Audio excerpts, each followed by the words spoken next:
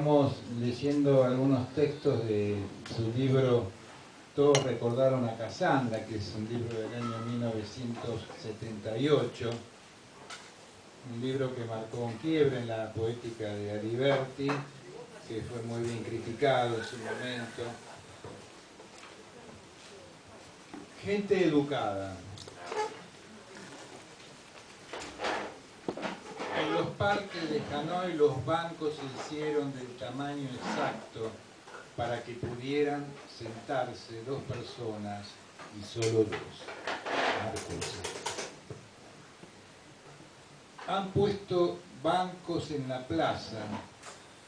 En la plaza han colocado bancos de madera, pintura blanca, respaldo azul, bancos que no son para cualquiera, son para gente educada, solo para dos personas, dos educadas. Si a algún perturbador se le ocurriera sentarse, no tendría ninguna posibilidad. Los bancos son para dos personas, solo para dos, para ninguna más. Una manera inteligente de deshacerse de perturbadores, hacer un país de personas educadas solamente. Antonio Aliberti.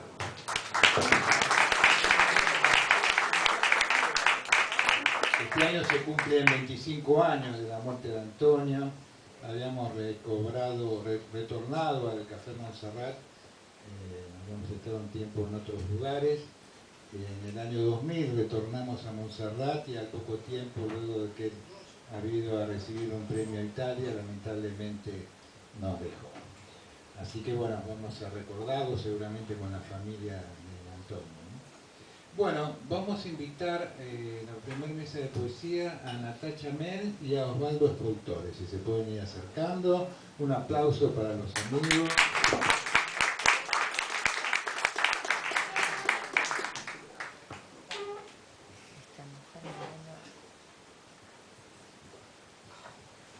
Nuestro próximo encuentro va a ser el martes 15 de julio, a la misma hora. Adelante.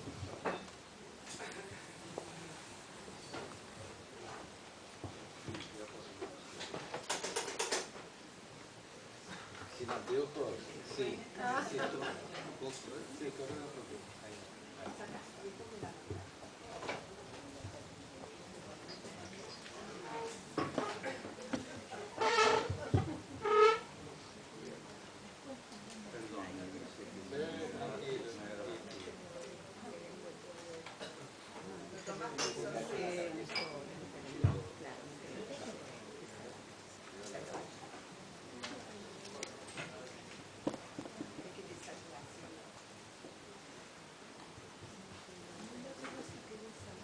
Bueno, acá los amigos están justamente, tanto Osvaldo como Natacha, también haciendo ciclos en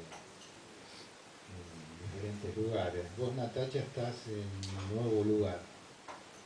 Hola, sí, estoy en el Pulqui, es un bar que queda en Congreso, hermoso, con el ciclo Alquimia Irreverente que venimos haciendo desde el 2022. Así que tenemos el gusto de siempre contar con amigos que vienen a leer y a compartir lo que saben hacer.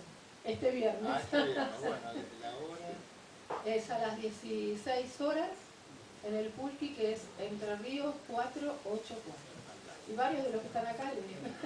Muy bien, muy bien. Bueno, ahora te vamos a escuchar a vos, Natacha. Bueno, un gusto estar acá, así que comienzo leyendo algunos poemas. Madres. Madres del dolor, abuelas de la esperanza, valentía y coraje, a pesar del miedo, a pesar de la rabia, a pesar de la traición, nunca bajaron los brazos, con la fuerza de la verdad y de la justicia. Paso a paso, pañuelo anidando, dignas, sin faltar, sin descanso. ¿Dónde están los hijos? ¿Dónde están los nietos? Sus voces se oyen y se multiplican. nunca más exigen, nunca más se hace eco y toma las plazas. Resuena, resuena, pidiendo memoria, que se restituyan las identidades. Las llamaron locas, no se amilanaron. A sus pasos lentos, constantes, en círculos, se fueron sumando otros, solidarios, justicieros, que retumban, hacen ruido y esperan el milagro. Mujer tierra. Hoy, en mi sueño, respiraba el triunfo de la tierra. Soy concepto, símbolo, reivindicación. Miles de almas renacen en mí. Soy mujer tierra, Pachamama, cosmos, armonía. Vibrante arcoíris, esencia de hermandad, solidaridad y sabiduría milenaria. No te han vencido, grito en las calles, en las comunidades, en las sierras y en las llanuras. Soy mujer tierra, sé de tus luchas y tu historia, siempre alerta. El amanecer despierta con mis plegarias. Soy mujer tierra, te defenderé. Y está por Palestina. Un niño frente a un tanque. Ese día vi un niño, pequeño niño. También vi un tanque de guerra. El niño le hacía frente. En su mano llevaba una piedra. El tanque tenía fusiles. El niño no estaba solo. Lo rodeaban otros niños, dispuestos a morir. La ocupación y la injusticia eran un puño de hierro. El tanque tenía munición real. Los niños, palos y piedras. El coraje en los ojos. Sobre el antiguo Canaán sonaba la intifada de rebeldía. Esperemos que se solucione esta guerra que está en este momento dando Israel a Palestina, ¿no? La soledad. Nunca me gustó la soledad. Mis hijas dicen que no la resistiría. Sin embargo, la soledad se transita aún en compañía. Es una soledad rara, viscosa, que envuelve, que lastima y no se cura. Porque es una entelequia, una jugada, una sombra evanescente. La soledad se hace cuerpo, se acumula en los resquicios, como la niebla, como ese elemento perdido, como la sombra, hasta que uno se acostumbra y la trata como una vieja amiga y termina jugando con ella una partida de naipes. Y podría terminar con nostalgias del desierto para la República Saharaui. Nostalgias del desierto. ¿Cuánto tiempo pasó? Pierdo la noción. Allí estaba mi casa, mis seres queridos, el viento silabeante con su misterio me sigue contando historias. No deja que olvide los tiempos de infancia y risas en las arenas ardientes, tan nuestras. Sé que llegará el día en que vuelva a pisarlas. No dejaré de luchar por ellas. Mi sangre clama por justicia. Gracias. Muchas gracias. Bueno, Osvaldo Spoltore, también tenemos un nuevo ciclo de APOA, ¿no? Contamos. Buenas tardes, buenas noches. Sí, APOA va a empezar ahora el ciclo este 16 de julio, el tercer miércoles, pero no será de cada mes, vamos a ver cómo queda eso. Pero va a empezar en la Fragua, Rivadavia 4100, a mitad de cuadra, que se logró coordinar allí el pasado miércoles y con muy buena entrada de la gente de la Escuela Fragua. Muy lindo Así que, lugar. Excelente, el lugar es excelente, tiene salón, bueno, es la casa de Bernie, ¿no? O era la casa de Bernie. Así que ahí vamos a tocar. Bueno, escuchamos. Bueno, como siempre, muchas gracias Luis, Adriana, María Marta, Nora, por este excelente ciclo que ustedes nos ayudan a que sigamos inspirados en la poesía y en el arte. Música de sopón. Pentagrama de palabras de una lengua que se deja volar, susurro y grito a fuerza de silencios, sabes a luz, sabes al color inaudito de la especie, sabes a dulce engaño, al albergue de lo impensable, las maravillas, el cuerpo, desbocada, loca, en peregrinaje errante, danzas tus quijadas de lavandas y esquirlas y espejos, loca, dictadora, dicta tu palabra esencial, y nosotros aquí, cazadora, dóciles escribas en prisión, copiaremos, copiaremos. Las maravillas de tu territorio de congregar, tu cuerpo de música primordial, poesía, socavón de eternidad.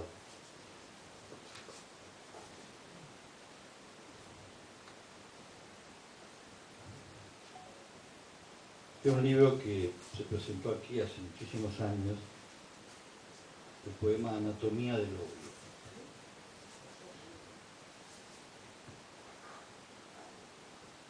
La anatomía de una servilleta, a simple vista, es revoltijo, sabores, encuentros de labios, azulejos rotos, migas, un cuchillo. La sopa está caliente, secretos en la cena, vísperas de amor. Pero la vista siempre falla. Servilleta, cuadro, tela, blanco, manchas.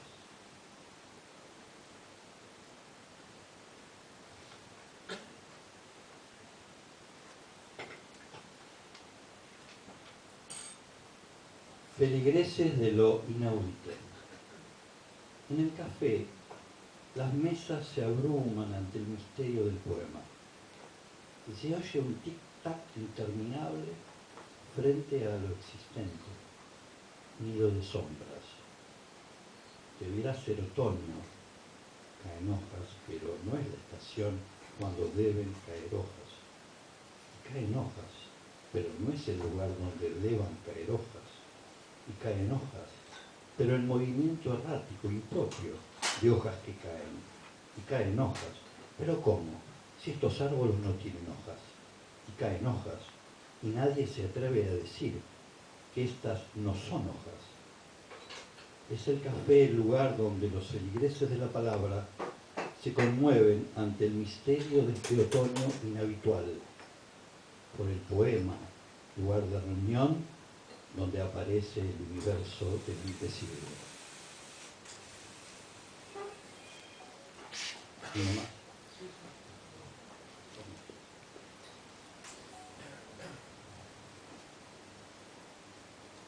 Desertor. Cruzábamos ayer las últimas charcas y las miradas ya nostalgia en las poblaciones atrás resignadas.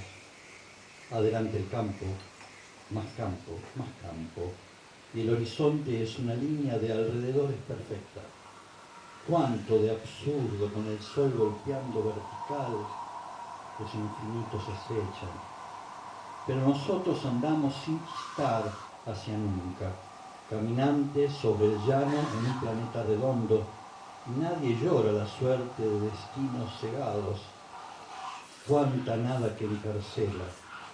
Cruzábamos no más ayer las últimas charcas, pero hoy ya es hoy y nadie canta, nadie ríe, nadie habla. Residuos de vida en el desierto verde y la inmensidad abruma aunque sea natural. Es la infinitud encerrada entre misterios.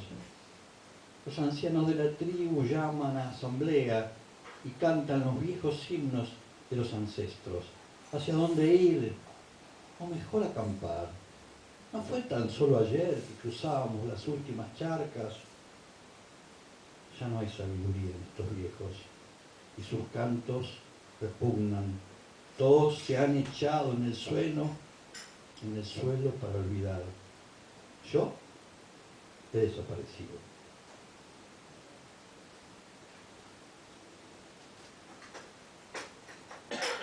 Vamos a sacar este, que está muy escondido. Este poema tiene una cápite de Franz Kafka, de un cuento, El artista del hambre, que cuando termino, casi terminando el cuento, el dueño del circo, el supervisor del circo, le dice al ayunador, no sé si han escuchado o leído este cuento que es maravilloso, y le dice al artista del hambre, ¿ayunas todavía?, preguntó el inspector. Invisible. Escándalos ante el espejo. A ayunar, hasta darse vuelta como un guante. La garganta abandona el silencio de los muertos y canta el silencio de los vivos.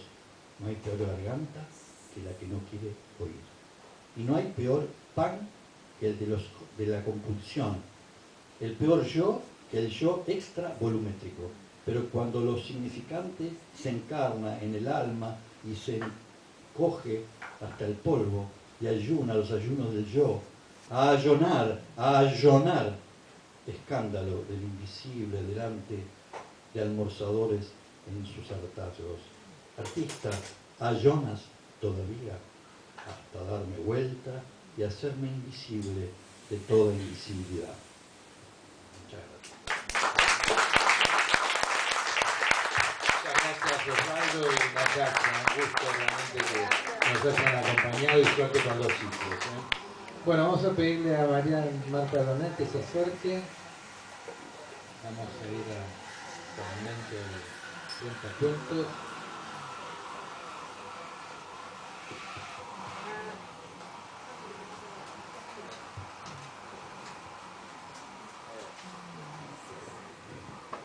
Hola, buenas noches. Bueno, hoy en la parte esta de narración oral o de cuentacuentos, como le dice también Luis, tenemos como invitada a Inés Greenland, a quien le pedimos que nos acompañe.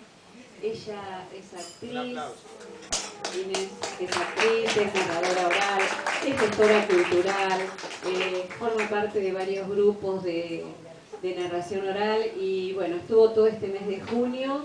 ¿En qué teatro estuviste, Inés? En el Tinglado, porque también es guionista, así que bueno, tenemos el gusto de que hoy nos acompañe y la vamos a escuchar. Gracias.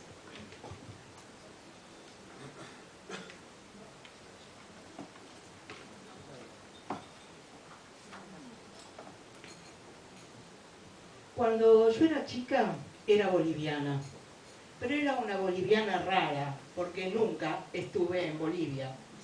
Cuando estalló la Segunda Guerra Mundial, mis padres, que vivían en Polonia, escaparon a Rusia, buscando algo mejor para sus vidas. Pero Rusia no resultó lo que ellos pensaban. Los tomaron prisioneros y los mandaron a un campo de trabajos forzados a Siberia. Unas cuantas casuchas de madera entre un bosque y la nada. 60 grados bajo cero de temperatura. Mi mamá decía que cuando alguien escupía, lo que caía al piso era un pedacito de hielo.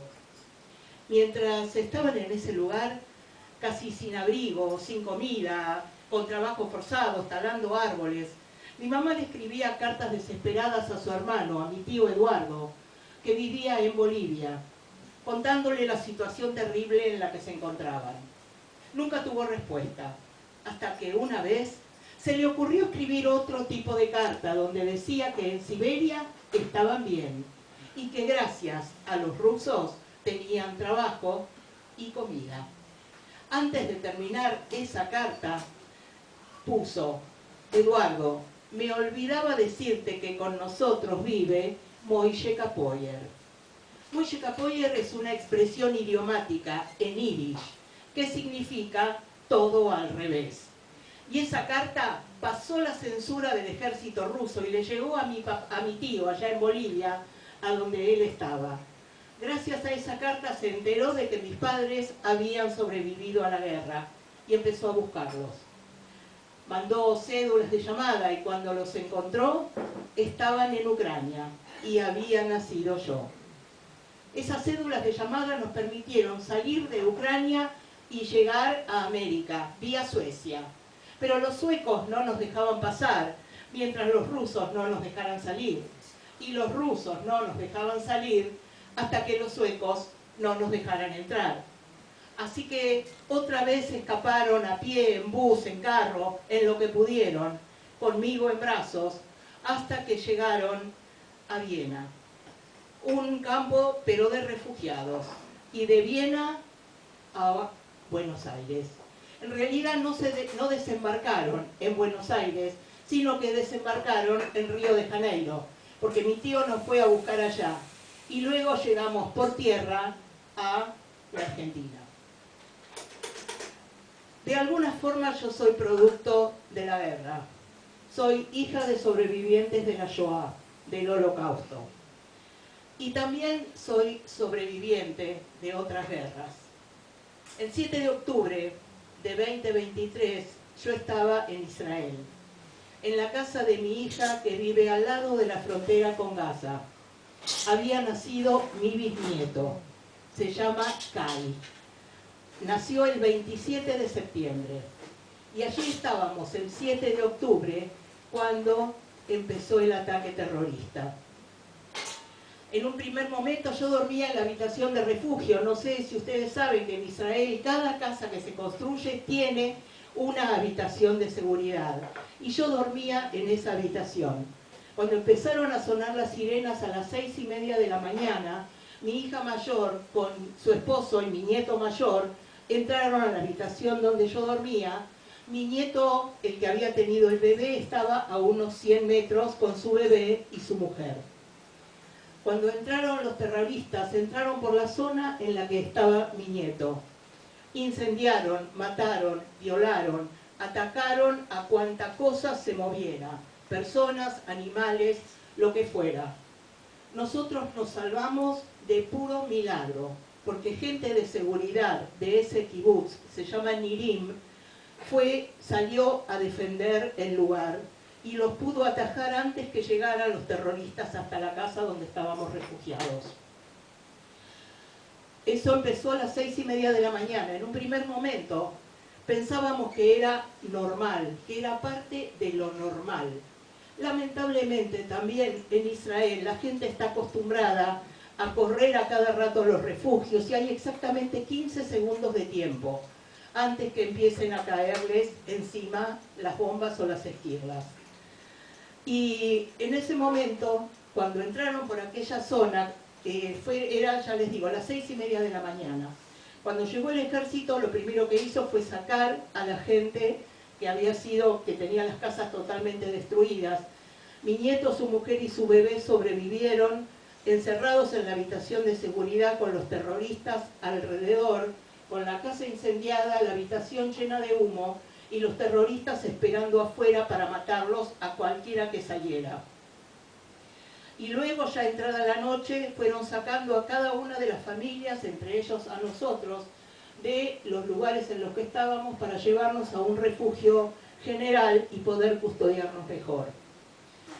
A los 2 días nos sacaron del kibutz, nos sacaron de esa granja colectiva. Éramos una larga caravana custodiada por el ejército. Cuando salimos a la ruta estaba todo lleno de autos quemados, las puertas abiertas, todo era desolación. Y yo lo único que podía hacer era pensar en cómo la guerra había marcado a mi familia. Mi abuela Idesa, de la cual yo llevo su nombre, en ruso, transformado en Inés, cuando llegamos a la Argentina, muerta durante la Primera Guerra Mundial. Mi papá y mi mamá, sobrevivientes del Holocausto. Mi hermano mayor, Misha, que murió en Siberia. Y ahí estábamos en esa fila. Mi hija, mi nieto, mi bisnieto y yo. Sobrevivientes de otra guerra. Hay cosas que no tienen explicación en la vida. Mientras estábamos en el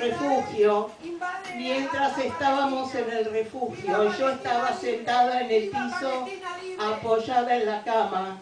Lo único que podía pensar era, ¿qué hago con todo esto que está pasando? Y yo lo que puedo contar es la historia.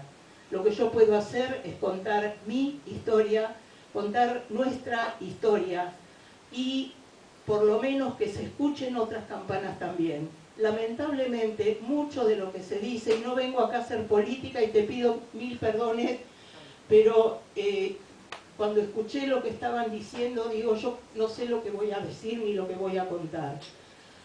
Lo único que hay que hacer es informarse y no escuchar solamente las campanas de un lado. Hay que escuchar todo. Y lamentablemente mucho de lo que se habla es por ignorancia. Les agradezco el rato de atención que me dieron. Ojalá haya paz. La guerra, si lo puedo decir en chino básico, es una mierda. Todos pierden. La ecuación de la guerra siempre es perder, perder. Para cualquiera. Nadie gana. Lamentablemente no podemos vivir en paz y ojalá Dios quiera, para quien crea en Dios o quien quiera creer en lo que sea, que logremos vivir en paz. Muchísimas gracias y buenas noches.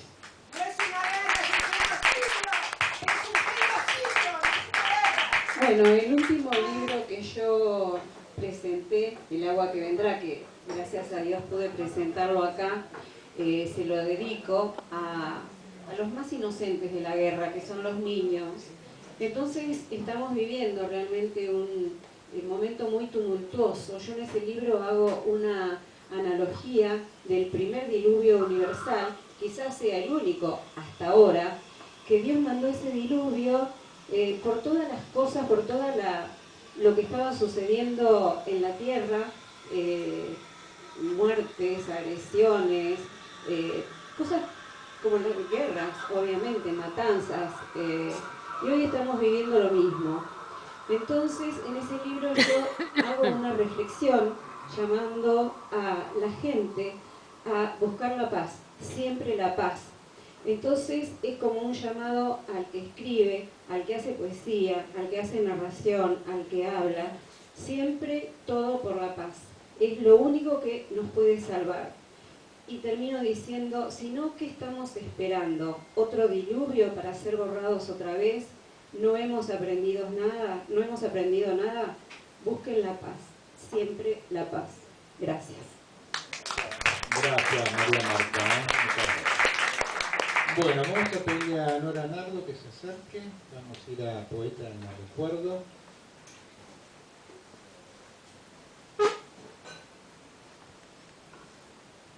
Hoy vamos a recordar a un querido amigo, Daniel Muxica.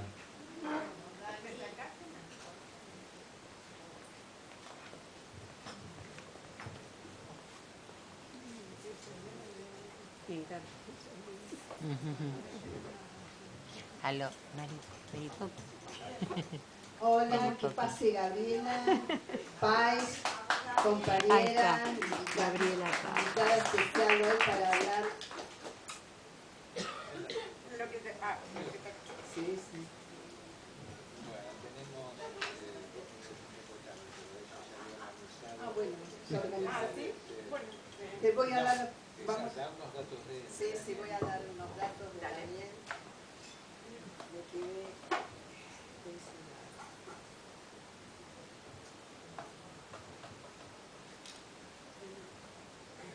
el contrato de locación.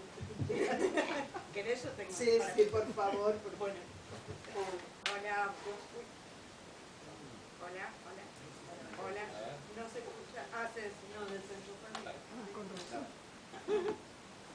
De la guerra. Tengo todos los datos biográficos, todo lo que... Y lo tengo ahí. Por eso te decía sentarme ahí por el... Voy a acordar cómo se Cambiemos. llama. Viste que a veces pasa. Acá donde está... A mí me pasa tan a menudo. Súper, porque no me da el... Hay gente que me abraza y vos ves que me Todo parece una conoce. cirugía cardíaca, llena de No, cables. no me y de- acuerdo. Uy, se me A tocó. veces no me acuerdo. No reconozco. ¿Tenés tu pie? Ah, ahí está, ¿cuánto Daniel? Daniel está acá con nosotros, no solamente espiritualmente, sino que encontré su voz, así que les va a leer él. Esto es muy lindo lo que sucedió. Bueno, Daniel Muxica, quiero decirles que su sus formas de firmar su obra fue A. Daniel Rodríguez, con todo con minúscula, después Daniel Rodríguez Mujica, en minúscula y en mayúscula, con J, como Hugo Mujica, como era su primo, y para que no se confundan los apellidos, se puso el seudónimo Daniel Muxica con X, así que lo pueden encontrar de cualquier forma. Él nació en Valentina Alsina en 1950, el 29 de julio.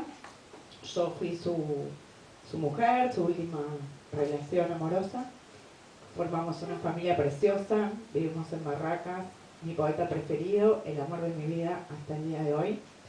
Y el 8 de junio, un día muy frío, llegó a casa con un dolor de garganta. Yo me dedico a la cirugía cardíaca y hizo un infarto que no salió en el electrocardiograma, yo tampoco lo vi. La médica tampoco que vino de mi hospital, el Hospital Argerich, y murió súbitamente el 8 de junio de 2009, cuando había publicado una novela, sus dos novelas. Su última novela salió el 1 de junio en Mondadori Random House, que se llama Las maravillas del Dr. Tull. Y ese día, que llegó de la oficina con el dolor de garganta, íbamos a ir a ver a Librería Santa Fe la pila de libros en la vitrina, que estaba al lado de Saramago, y decíamos, guau, yo sos un autor. Había vuelto de Europa en junio, había hecho una larga gira que terminó en Estambul, presentando sus libros y sus dos novelas. Una se llama El vientre convexo, y como les decía, Las maravillas del Dr. Tull, que es muy interesante, las pueden encontrar en internet. Revisé toda la bibliografía, revisé todo lo que está en internet, están disponibles. Y él tenía una manera muy particular de ver la vida, la historia. Yo escuchaba este tema de la guerra, él era un poeta erótico fundamentalmente. Sus novelas muestran la historia argentina desde su particular visión, la primera vista de la protoguerrilla de los Uturuncos, y Las maravillas del Dr. Tull es una autopsia donde él narra la historia argentina a través de una autopsia del siglo XVIII, y las dos muy interesantes, disponibles en internet. Su obra poética, enorme, no se las voy a mencionar todas, pero es autor de Bailarina Privada, Nilofta, Pentesilea la Virula y otros poemas, Hermanecer, bueno. Su eje fundamental, su poética, es el erotismo. Es un poeta que no tiene pelos en la lengua y nombra lo que hay que nombrar, todo, todo. Hizo una antología, hizo un trabajo de antólogo, hizo La erótica argentina, que fueron poemas de 1600 al 2000, muy buena, y que es recomendada y usada en muchísimos estudios sobre erotismo, en CONICET, en la Universidad Nacional de La Plata, en Rosario, en México, en Perú, y también está disponible.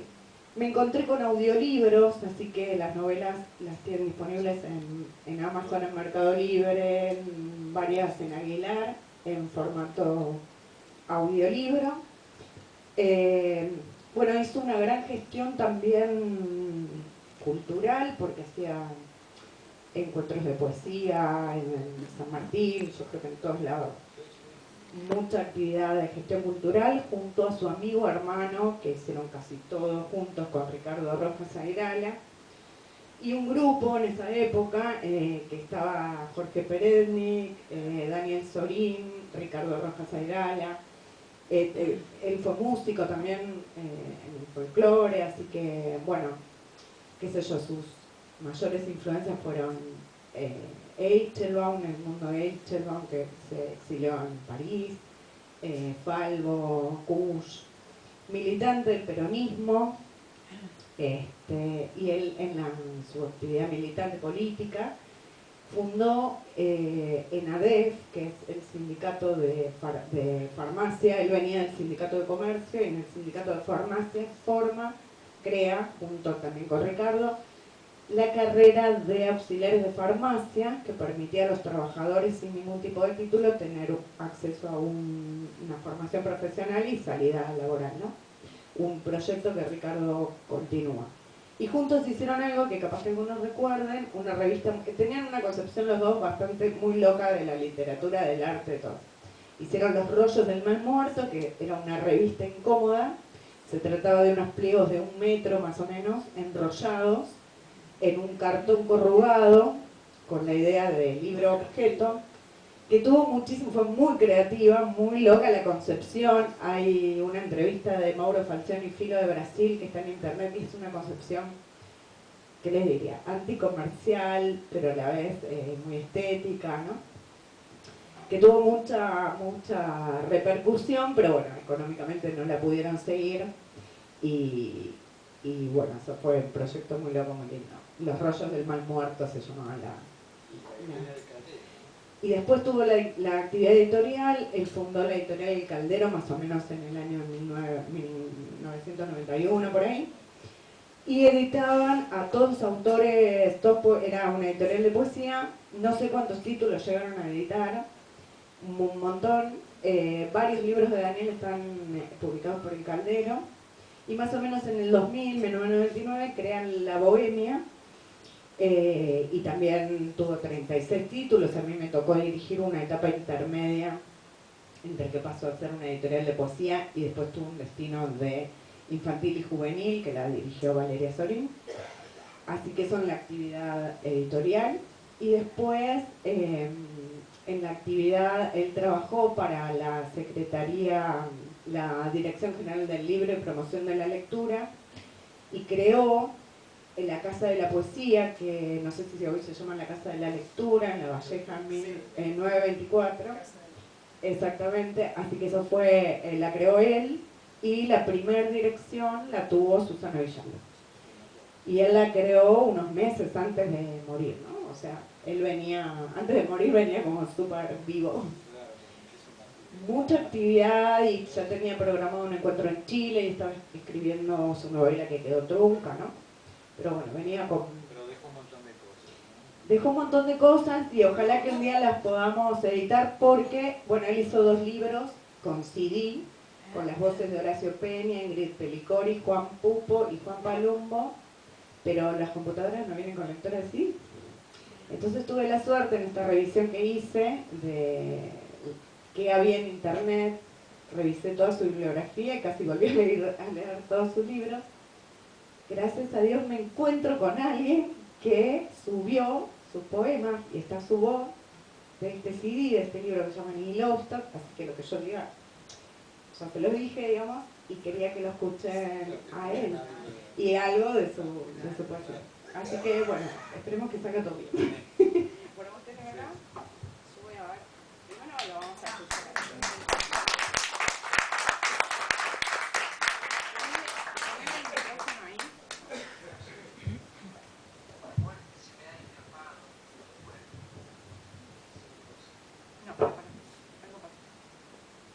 Está conectado eso. No. Esperen que no. Está en pausa. ¿Está en pausa? Sí. ¿Cómo hago para ayudar? Recién andaba. Ahí va. La muerte se me ha escapado del cuerpo, sigilosamente. Me dejó tan solo que es imposible mirar al cielo sin ninguna creencia. Peligroso es el abandono. Peligroso es ser extranjero cuando el que se va es el otro.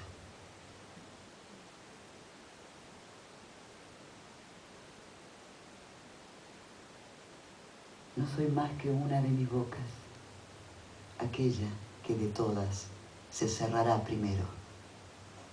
Rainer Maria Rilke.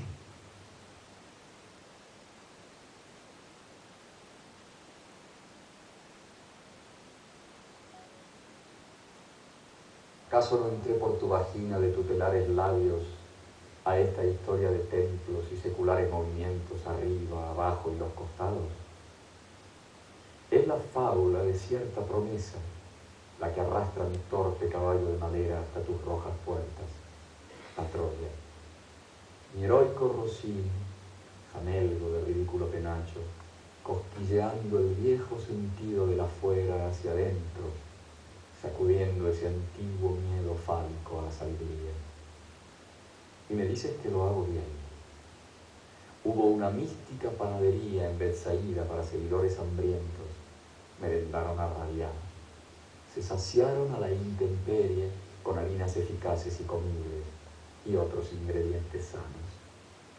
Y sea, fue tu horno carnoso dispuesto a la vulva del milagro, donde mi Cristo de arrebatados panes, a secas calentadas masculinas, cocinó para todas las épocas. Y me pides que te apriete más. Todo eso después del primer diluvio menstrual, del primer despojo crudo. Abierto fragor de una era ya perdida, florecida y secreta, en que tu cráter se permitía las erupciones más inseguras y más violentas. Y me pides que te bese superiores e inferiores labios, buceando corales, que sea bueno. De mucho o de poco ha servido el maloqueo de mi lanza para herir, vencer el cerco estrecho, el orificio oracular de tu alzado vientre, pese al estaqueo y las piernas abiertas, también mi fiel obstinado ablanda sus armas. Y me pides que siga, que sea tierno. Has compartido el lecho con todo el zodíaco, oriente, hemisferio, occidente en tu pecho, y magos y apóstoles, o infelices animales de corazonada. Clavo electo, seguramente a todos concediste esa tumba templada donde descansarían durante 3 días. Todos en el hueco suspensivo en que la vida y la muerte son una promesa gemela. Y me pides a los gritos que apure mis entradas, salidas, sufra, goce, llore, ría contigo, apure por favor y amor de Dios, y acabe y termine con tanta historia. Me pides más o menos dolor, como si me fueras a parir.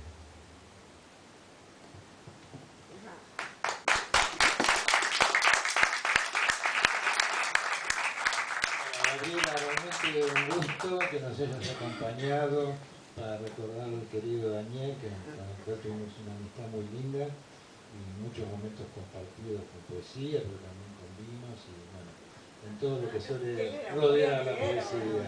Muy bien, gracias a vos por la invitación. No, por favor. No, por favor. Y bueno, muy bien, Luna, gracias. No, sí. Quería estar acá y bueno, maravilloso. Bueno, muchas gracias. Aparte lo vamos a pasar por la radio, ya que con... Claro que sí. Claro, Sí, después sí. te paso. Después pasamos los datos. Claro, sí. Vamos a la música, un tema de Oscar y un tema de Paco. Quiero decir algo porque, bueno, para los que nos conocen hace tantos años, nuestro ciclo Aliberti, si bien la política está en todos lados y está latente, y nuestro grupo tiene una posición ideológica fija, determinada, hace muchos años, pero tratamos, como hacemos un ciclo para un público muy heterogéneo, justamente en este caso no mezclar las cosas. Por eso quiero dejar claro que, digamos, estaba previsto un cuentacuentos y bueno, no fue un cuentacuentos, fue una historia dramática realmente terrible, porque nosotros en nuestro proyecto cultural abogamos por la paz, y creemos que las guerras realmente ya históricamente han demostrado lo lamentable que es, no en todo aspecto, en el aspecto humano, las pérdidas humanas, las pérdidas económicas, todo lo que deja por detrás. También creemos en la justicia, porque sin justicia no hay paz. Entonces, quiero dejar dicho que en realidad no estaba previsto, digamos, lo que ocurrió, y nosotros no tenemos como grupo Generación Abierta nada que ver con esto. Es decir, estaba previsto un cuentacuentos, esa era la idea, sí. Pero bueno, Así fueron las cosas. ¿Permitís, por favor? No, vamos a dejarlo acá, ¿sabés por qué? Porque tenemos que seguir con el evento. Ya sé, pero solamente quiero aclarar que yo conté mi historia. Una historia que forma parte de lo que es contar cuentos. Quiero dejar claro que tu historia no tiene que ver. Es la primera vez Pero es una historia personal que tiene el mismo derecho que cualquiera. No es política, es mi historia. Te entiendo perfectamente. 17 años que le robaron a Palestina su territorio. ¿Cómo tenés ganas de decir que es una guerra? Le están sacándole los alimentos a los niños. Bueno, chicos, por favor. Es un genocidio jamás visto. Vamos a seguir.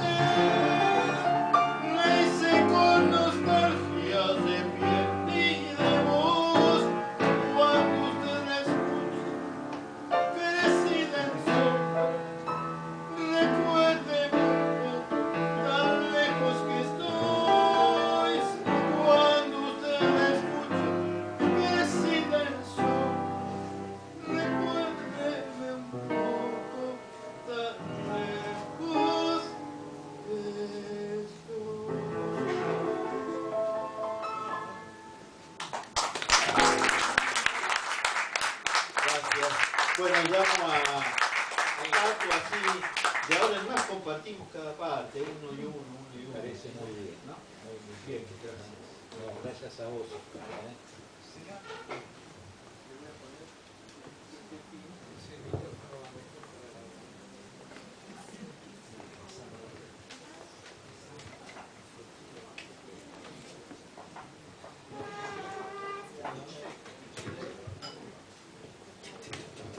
¿Cuál es que habla mejor?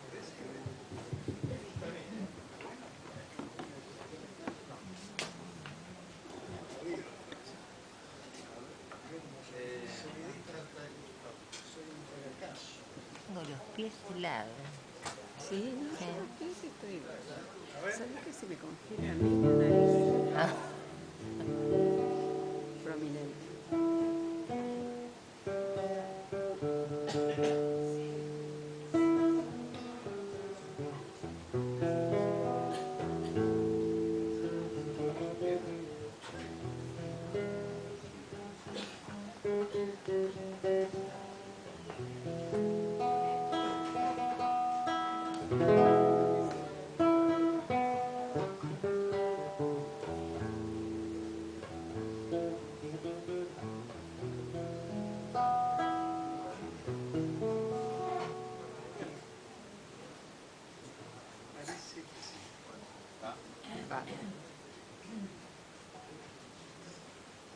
No se congeló el micrófono. No se congeló el micrófono. El frío. Ni los dedos de Paco.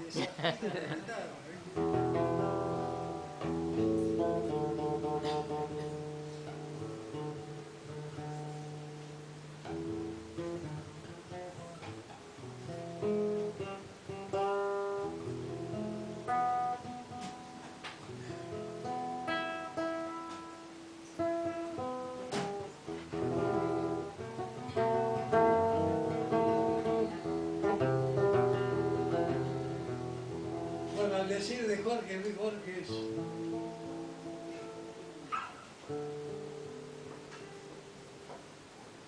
un balazo lo paró en Tames y Triunvirato. Se mudó a un barrio vecino,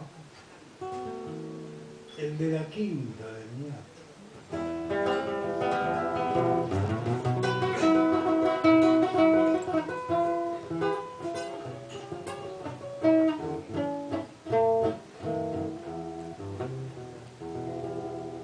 A un compadrito le canto,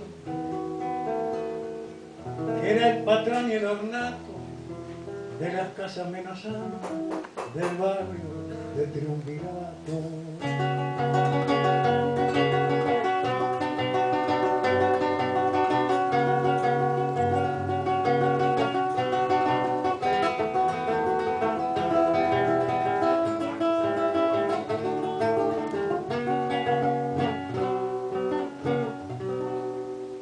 Compadrito le canto, que era el patrón y el ornato de las casas menos santas del barrio de Triunvirato, atildado en el vestir, medio mandón en el trato, negro el chambergo y la ropa, negro el charol del zapato, como luz para el manejo le marcaba un garabato en la cara al magarifo, de un solo brinco a lo gato, bailarín y jugador, no sé si gringo o mulato, lo mimaba un conventillo que hoy se llama inquilinato. A las pardas aguaneras no les disgustaba el trato del amor de ese valiente que le dio tan buenos ratos.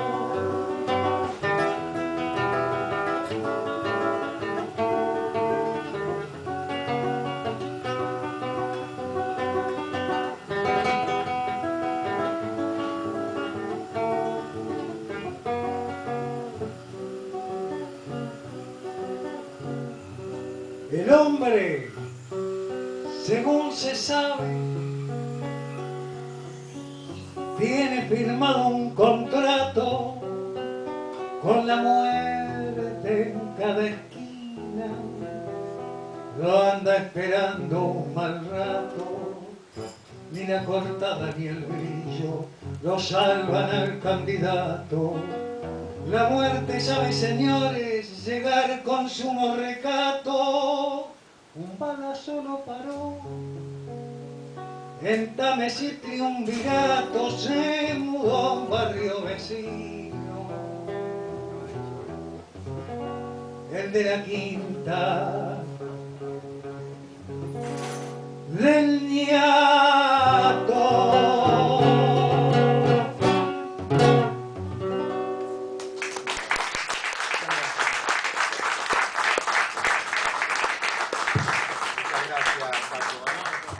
Muchas gracias.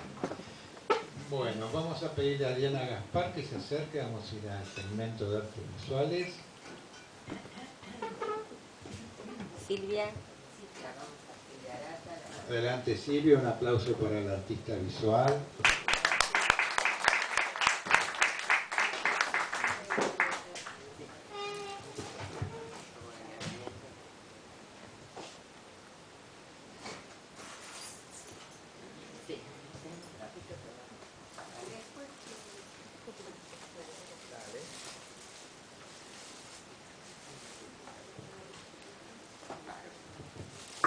Bueno, buenas tardes a todas, a todos, con este día de frío.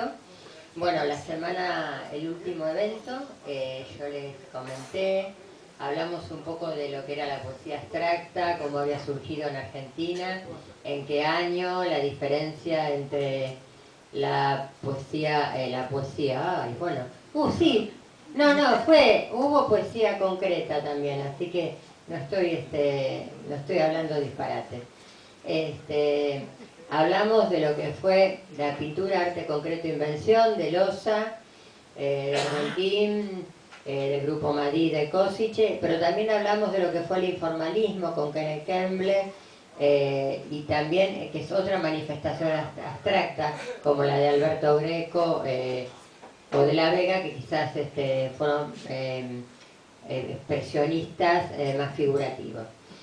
Entonces, todo esto fue para introducir que hoy vamos a presentar a Silvia Arata. Les comento una anécdota que creo que la dije. Silvia Arata iba a inaugurar la temporada 2020 en las paredes del Café Montserrat cuando vino la pandemia, así que tuvo que guardar toda su obra. Bueno, son las cuestiones que nos pasan, ¿no?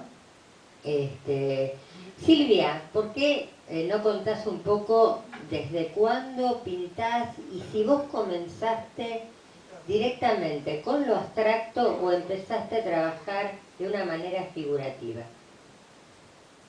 Bueno, hola a todos. Bueno, les quiero contar un poco que yo empecé con la escritura. En realidad, mi parte más expresiva, mi comienzo, fue a través de la escritura. Esas cuestiones familiares donde mi hermana era la que pintaba y yo la que escribía. Y después fui sumando otros tipos de expresiones a través, por el del teatro, del cuerpo, la escultura. Y cuando empecé a pintar figura humana, como suele suceder. Y a través de la figura humana trataba yo siempre de expresar sensaciones. Entonces un poco hablaba con Adriana que me pasó como con la escritura, que a lo mejor ustedes es un tránsito que hicieron, de empezar a sintetizar. El trabajo de sintetizar a través de la escritura, de la pintura, lo que uno quiere relatar, la sensación.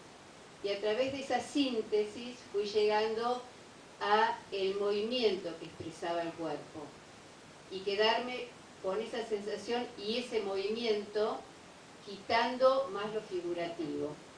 Es decir, que yo llegué a la abstracción tratando de poner en movimiento y en color sensaciones que antes ponía en el cuerpo. A mí me gustaría que ustedes pudieran pensar en la abstracción haciendo un paralelo con la escritura, lo que es la narración y la poesía, donde en la poesía no es tan directo el mensaje, es más excitado, más subjetivo, y se completa mucho con la mirada del que lo ve. En la abstracción, el que completa la imagen es el que lo mira. ¿Yo querés que te ayude, Adri? ¿Está bien? Ahí, sí. Es decir, si ustedes pudieran... así, sube... No, en el otro sentido. Ahí.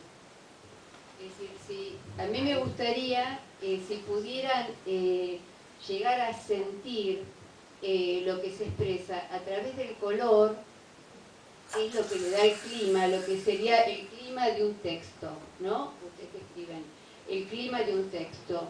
Y a través de la otra línea, lo que implica un corte, una energía, una sensación, que puede ser de encuentro, de conflicto, de una cuestión que asciende, que busca, con pocos trazos, ¿no? Ojalá yo les pueda transmitir.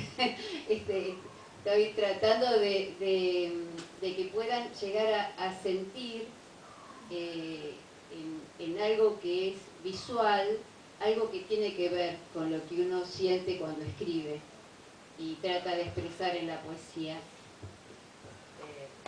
Bueno, ¿me agarré el micrófono? No, está bien. Me parece que es importante esto que ella destaca, ¿no?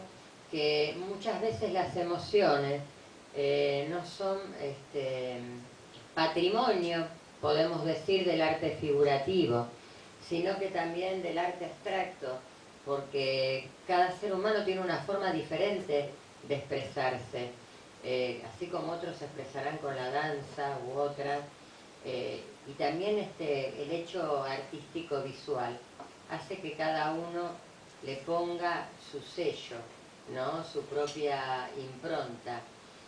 Y trabajar el arte abstracto es un componente que tiene que ver con lo lúdico, con la concepción de la comprensión de la forma, del color, el equilibrio del color, de la forma, de los sentidos, de ese impulso que tiene el artista o la artista para llegar a hacer una obra abstracta. Hay una anécdota de Kandinsky que dicen que él quería elaborar su obra abstracta y no lo podía resolver. Y en un momento él se va del taller y pega un portazo y la obra cae. Y cuando entra al otro día, ahí entendió que había construido su primera obra abstracta. Aunque la historia dice ahora, recientemente, que no fue Kandinsky quien hizo la primera obra abstracta, sino que fue la hermana de Klimt, que fue una mujer. Pero que, bueno, por supuesto, no salió a la luz. Y esto Luis no me deja mentir porque me lo mostró la semana pasada. Así que no puede decir que porque soy feminista digo esto.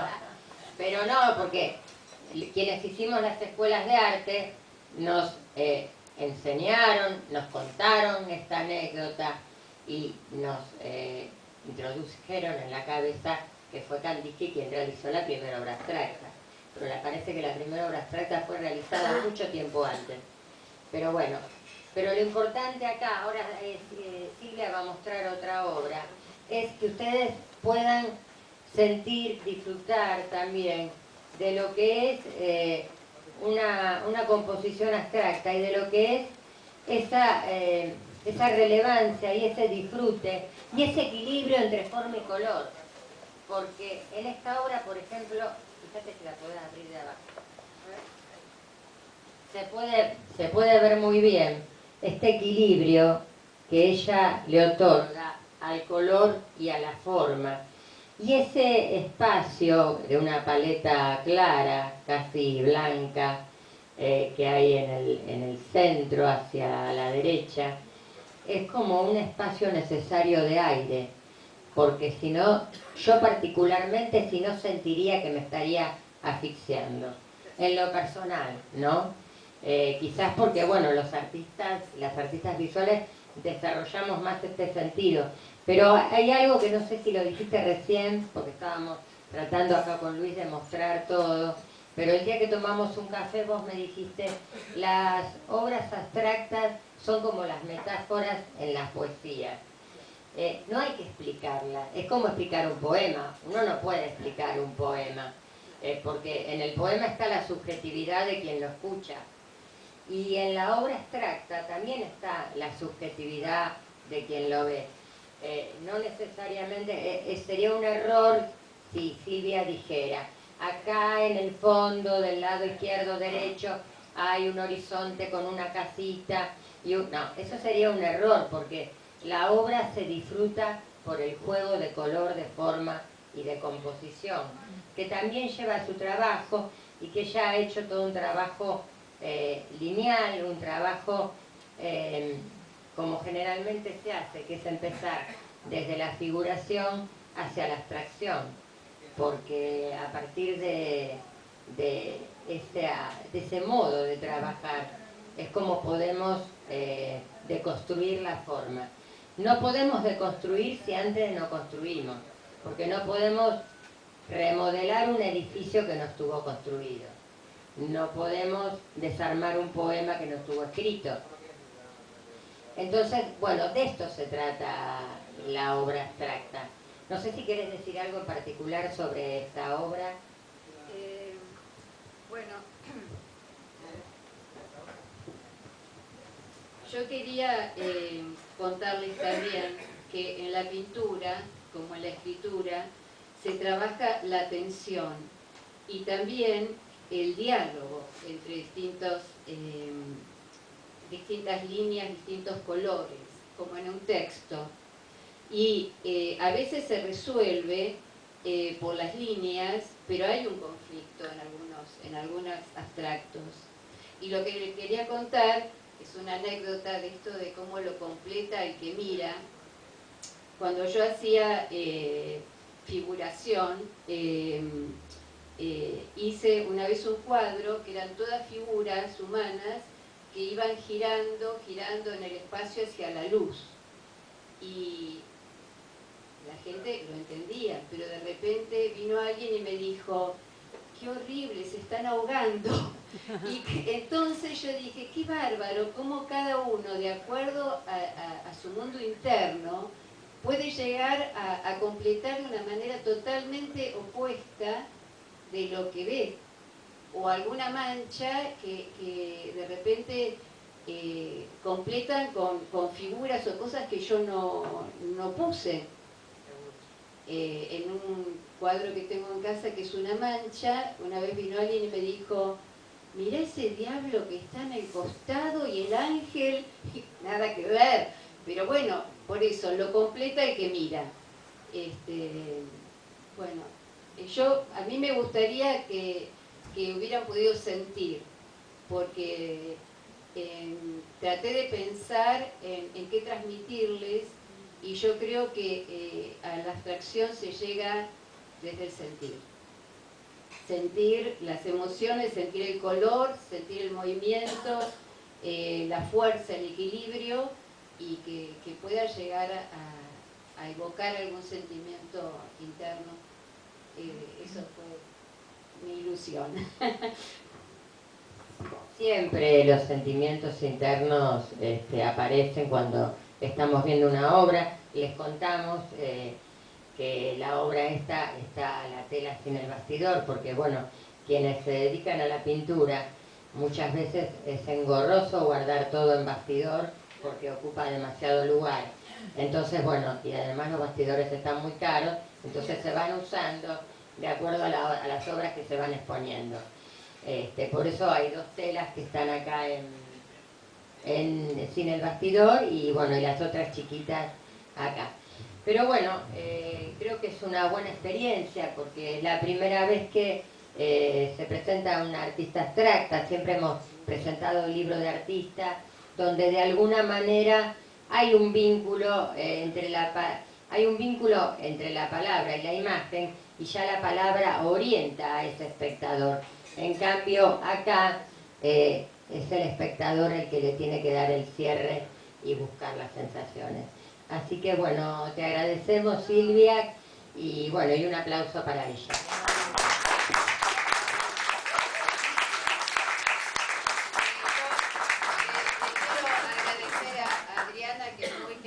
Y me convocó para poder contarles.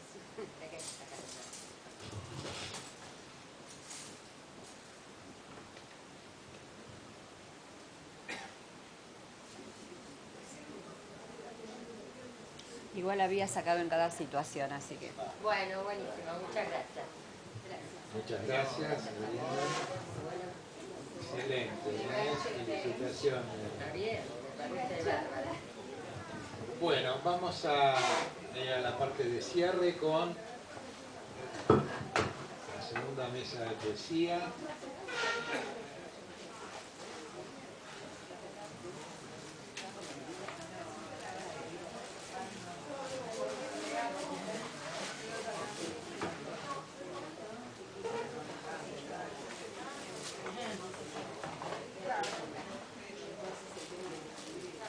Vamos a invitar a Ana Guillot que se acerque, a Julio Aranda. Gracias. Mirá que lo meto para allá si me molesta.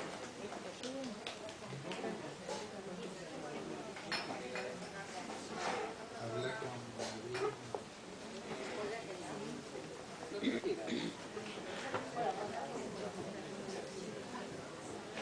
Divinas las dos pinturas grandes, me encantaron, me encantaron. Y ahora se va a Europa y la lleva así, y yo le dije que la meta en la valija con ropa. Obvio. Me imaginé que iba a pasar lo que pasó. No, Ella es recóndita. lo que pasa que fue, me parece, a raíz de lo que dijo. Lo del anterior. Claro, que nombró la poeta. Y eso le hizo cambiar. Sí, totalmente. Bueno, buenas tardes, buenas noches a todos. Ahora puedo hablar. Voy a leer unos poemas de Adriana Scheinen, que está acá presente. Ella es no vidente, por eso los voy a leer yo. Ya la conocemos a Adriana porque ha participado en otras ocasiones, cuando abrimos el espacio acerca del debate. Ella con su palabra y su filosofía nombró a varios filósofos en aquel momento, así que sabemos de todo su recorrido y de todas sus sapiencias.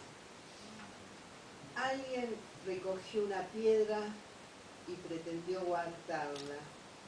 Era un pájaro desvalido de cuerpo arenoso de alas, un pájaro quieto junto al mar. Alguien recogió la piedra, no supo hacer un nido con sus manos ni dejarla volar en la caída. No comprendió su manera de ser, su gravedad ligera, confundió dureza y ostracismo. No pudo descubrir su timidez y la arrojó como si fuera un ente, como si el respeto no albergara las cosas. Apuntó su naturaleza sin creer en su dolor. Le construyó un brutal sepulcro, como si nunca hubiera sido tierna. No pudo sentir el alma de arena que duerme en las orillas. El alma de las piedras es la guardiana del silencio. Cabe en ella otra manera de nacer, un llanto seco, susurros semovientes, sílabas de arena. Cabe en ella un habla parpadeante, golpeando el sentido del ser. ¿Por qué estos huesos son de sangre? ¿Quién licuó su mineral? No fue Dios. ya no se puede culpar al absoluto. Tampoco fueron los duendes del destino, ni el mismo destino y sus dioses obsecuentes. Debe haber sido tal vez la opacidad del tiempo, su lúcida estrategia, la invisible eternidad. No me convence el argumento. Debe haber sido un hombre con las manos vencidas, una nodriza llamada guerra, una madre increíble oliendo a muerte.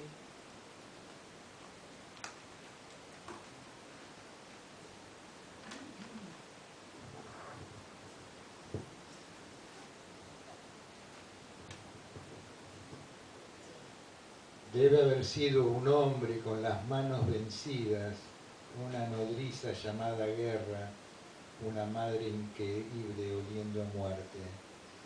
Un río poderoso, casi oceánico, carga la orilla en sus espaldas.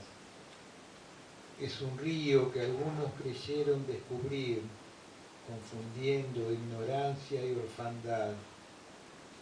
No supieron enjugar el llanto plateado de las olas, no escucharon el vaticinio de la espuma, el llamado de las aguas, las habían quebrado con sus velas, con sus alas carnívoras, con sus sueños fatales. Alguna vez regresarían al luminoso sepulcro del océano y ya en su tierra seguirían soñando con nuestro más allá, harían un brindis con insaciable sed, sin el sabor del río, sus dulces aguas.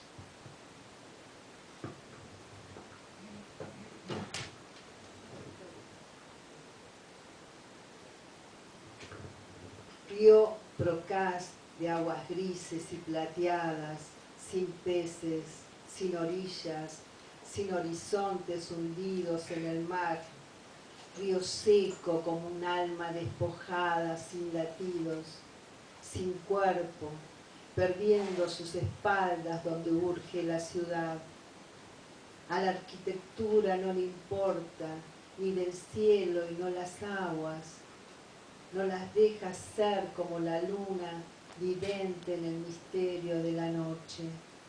La imaginación se suicida arrojando las terrazas y no quedan balcones del naufragio, solo restos de una ciudad ansiosa, triste, civilizada.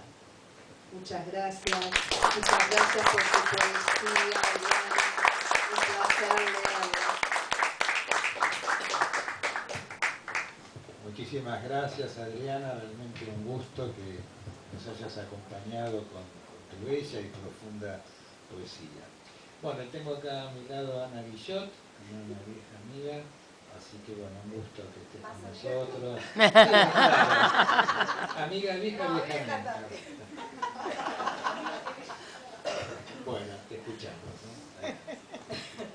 Bueno, primero buenas noches, feliz de estar acá, saben que amo este ciclo.